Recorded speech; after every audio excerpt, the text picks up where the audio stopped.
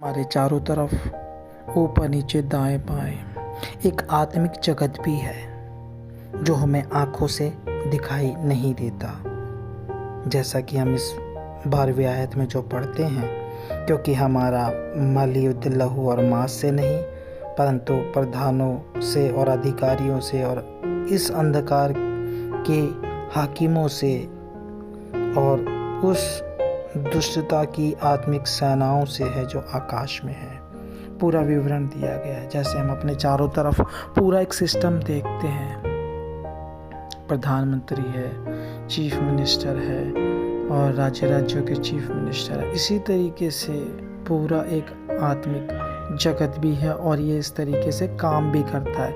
इनका काम यही है कि जितना हो सके मनुष्यों को भ्रष्ट किया जा सके, घर परिवार में झगड़ा कराया जा सके, जाति समाज में झगड़ा कराया जा सके, धर्म के नाम पर झगड़ा कराया जा सके, देश के लोगों में झगड़ा कराया जा सके। मनुष्य को किसी भी रीति से बर्बाद करना है और ये कभी नहीं चाहते कि हम मनुष्यों को परमेश्वर के बारे में, यीशु मसीह के बारे में जान सकें और उद्धार पा सके, मन फिराव में आ सके, पाप और बुराई का रास्ता छोड़कर सच्चाई के मार्ग में चल सके।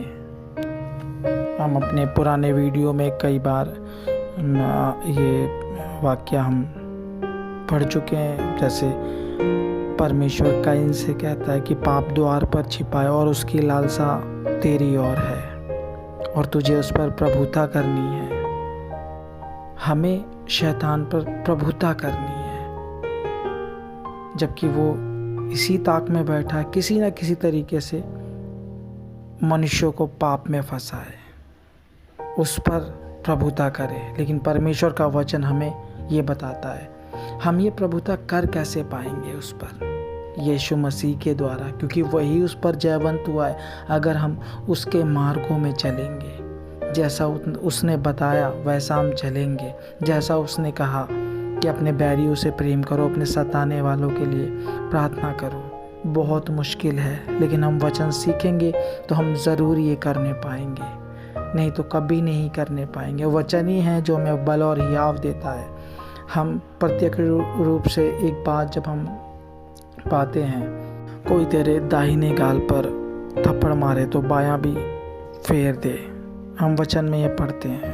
प्रभु ऐसे क्यों बोल रहे हैं, हमें ये जानना है।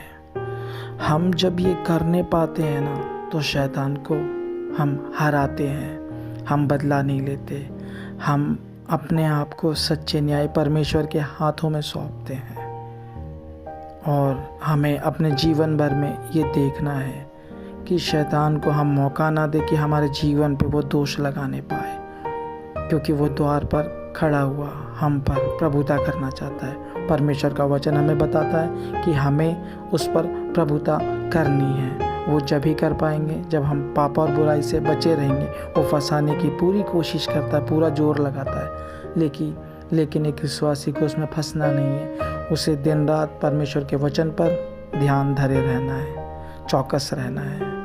हम परमेश्वर के वचन में एक आयत पढ़ सकते हैं, पहला पत्रस 5:7 में पढ़ते हैं, अपनी सारी चिंता उसी पर डाल दो क्योंकि उसको तुम्हारा ध्यान है।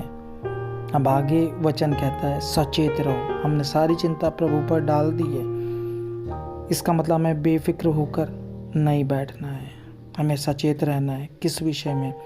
हमारे जीवन में कोई पाप और बुराई तो रास्ता पाकर नहीं आ रही है, उन सब विषयों में हमें चौकस रहना, सचेत रहना है।